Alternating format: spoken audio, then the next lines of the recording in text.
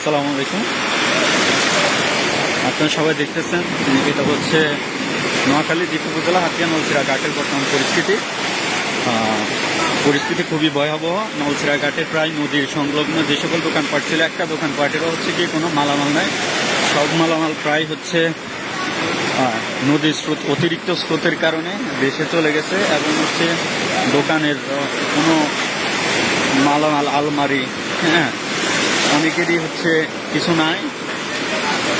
নোয়াখালী হচ্ছে যে কুলতলা হাতিয়া নলছিরা ঘাটের ম্যাক্সিমাম দোকান ব্যবসায়ীরা খুবই নিঃস্ব হয়ে গেছে। কি বড় বড় স্রোত আসতেছে, এখনো নদীর হচ্ছে কন্ডিশন খুবই খারাপ অবস্থা। আমি হচ্ছে কি যে জায়গায় দাঁড়িয়ে আছি এখানে হচ্ছে কি আমি নিজেই টিকতে পারতেছি না, কি পরিমাণ ঢেউগুলো আসতেছে আপনারা সবাই দেখতেছেন।